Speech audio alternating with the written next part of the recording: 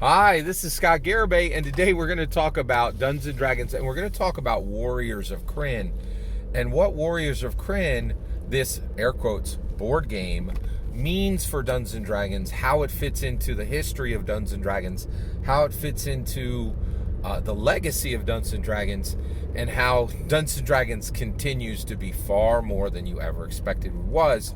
And the ability to perceive what is happening with Dungeons and Dragons is extremely limited, right? And people look at Dungeons and Dragons and they're confused, and often they'll think they're being trolled. When they're not being trolled, they simply are just so far behind everybody else. They're so far behind particular members of the D&D community and the D&D design team that they can't understand what's happening. Dungeons and Dragons is outrageously complex, and you will hear a lot of different takes on Dungeons and Dragons, but you hear a lot of bad commentary on Dungeons and Dragons because people don't actually understand what Dungeons and Dragons is. So it is my supposition that Dungeons and Dragons is not actually a game.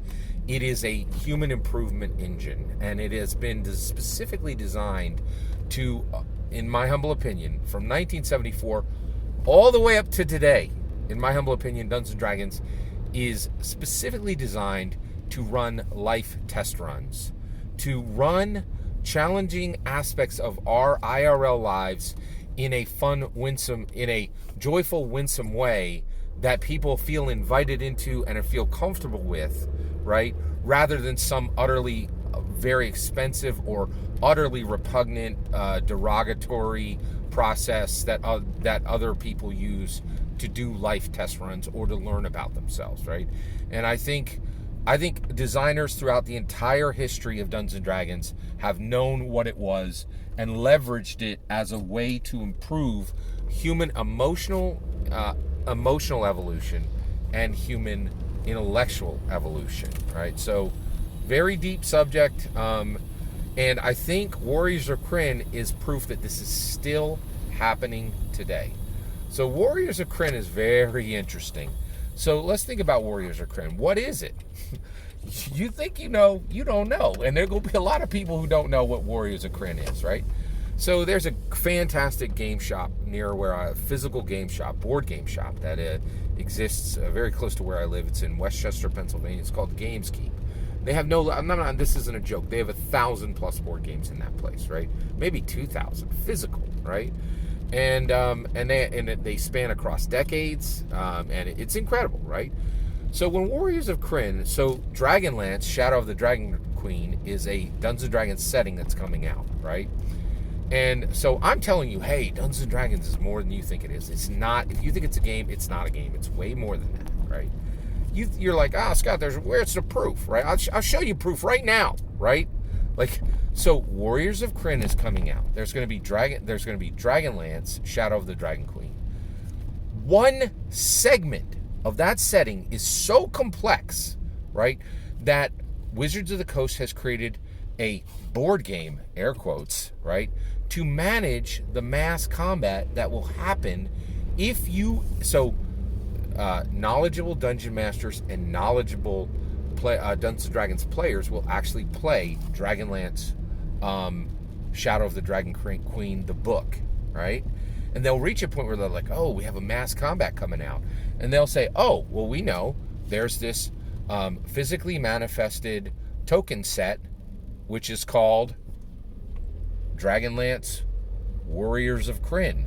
We'll use that token set to handle our mass combat in Dragonlance, Shadow of the Dragon Queen, in context to where in perfect place and positioning of our narrative, right? So they're saying, oh yeah, of course, it takes an hour and a half to do regular player character to non-player character combat, but now we're going to do mass combat, and this is so complicated in our narrative that we need this massive token set, right? But that same token set, that's really, in my opinion, what it is. It's a token set, right? Used to manage the outrageous complexity within Dungeons and Dragons, right? And for one realm, just one realm. And it also, it opens up the question of, we will have massive token sets that are given to us as products to deal with the complexity of the narratives that we're telling, which is more complicated and harder to understand than any narrative engine is creating on the planet, because the most charismatic, confident, intelligent people in the world are playing Dungeons and Dragons, right? And the rest of the world doesn't even understand what we're doing, right? They don't even understand. And half the people playing Dungeons and Dragons don't even understand what they're actually dealing with, right? So get this, it's incredible. Listen to this. Okay, so you have Warriors of Krynn, and what's going to happen is this token set for Dungeons and Dragons, Wizards of the Coast. I get it. I get accused of trolling all the time. I'm not trolling anybody. I believe what I say. Okay, I've done 1 or 2 videos that are like sarcastic. I did a video which is a review of a movie that doesn't exist, Mistletoe. It's like, so every now and then I'll do a fully sarcastic, but the vast majority of it, and when I'm talking about Gary Gygax, I mean what I say, right? So, and people think it's trolling because they have no clue what's understanding and what's happening, and their lack of understanding the way they process it is they're like, Scott, you're trolling me. I'm not trolling you. You're simply light years behind. Right? And 3, 4, 5 years from now, DM James will understand half the things I said, right? Probably, maybe, we'll see. So this is where we land, right? So get this. So at Gameskeep, at that physical board game, there'll be muggles who will walk in and they'll go, look, Dragonlance, Warriors of Krynn, it's a board game, right? Like, and you're like, yeah, enjoy it. It's a board game. It's a board game, right? And you're like, our token sets can function as a board game for muggles who have no idea what it is.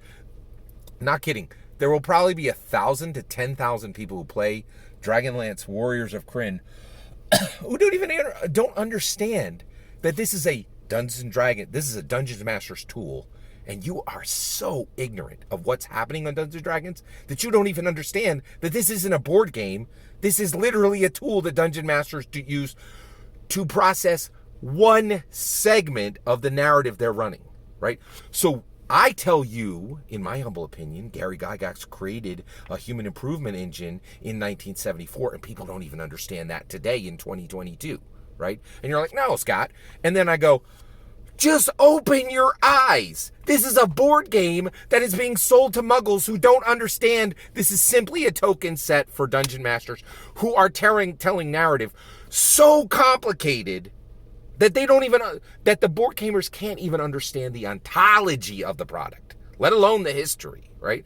And that's the other thing. Ben Riggs is a schmuck who's studying the history of Dungeons & Dragons, but he doesn't understand the ontology of Dungeons & Dragons. And this is why of Dice and Men, this is why Game Wizards, this is why Slaying the Dragon are just ignorant piles of nonsense. It's historians writing history for something they don't know what it is that they're even writing about, right? You can't write history until you understand the ontology, right? It feels like Wizards of the Coast is trolling you. They're selling a product to people who don't even know what its actual function is, right? And they get their $75 for the board game, and I'm going to play this board game. It's going to be a lot of fun. No. And they don't even know what it is. It's a token set to process one narrow slice of the combat in a narrative that is so complicated and so in-depth, right? That even the tool used to process one section of combat in Dragonlance Shadow of King can be handed to people who don't even understand what the product is. And they can be, oh, I'm playing a board game. Oh, it's so fun. Not understanding that the narratives, the stories being told by dungeon masters all over the world are so complicated that one tool they use can be handed to a muggle and they can purchase it and process it and not even understand what it is. You don't know what Dungeons & Dragons is, right? That's the reality. You will someday. I'm desperately trying to drag you to the knowledge of it. You pay attention, DM James, and others, right? It's just, and it's so complicated that when people don't understand, they feel like they're being trolled. You're not being trolled. It's your lack of understanding. Your ignorance is so thick, right, that you can literally be sold a product you don't even know what it is. and work with it for decades and never realize what you're actually using, right? Like a perfect example of this is DM James. He has a video on his site that says, Scott, I'd like to introduce you to Drive-Thru RPG, and you can play these games on it that are all available. I have 292 games in my Drive-Thru RPG library, right? And I have a published tabletop role-playing game on the site that DM James was trying to tell me exists. Woohoo! You want to talk about ignorance? You're telling me, hey, there's this site that exists. I have a published role-playing game on it, and you don't even know that, right? Like and this is what I'm saying, right? It's okay that you don't understand what Dungeons and Dragons is. You will get there. I think others are going to follow behind me and say, oh my gosh, I got it. I understand who Gary was, what he did, and none of this was ever about any games. You'll get there. Be patient. It's okay. You're not being trolled. It's just your lack of understanding and your ignorance is so thick. You can be handed things as a product by others. Open your eyes. All that's my humble opinion. I'd love to hear yours. Let me know in the comments below. Please consider liking and subscribing, and have a wonderful millennium.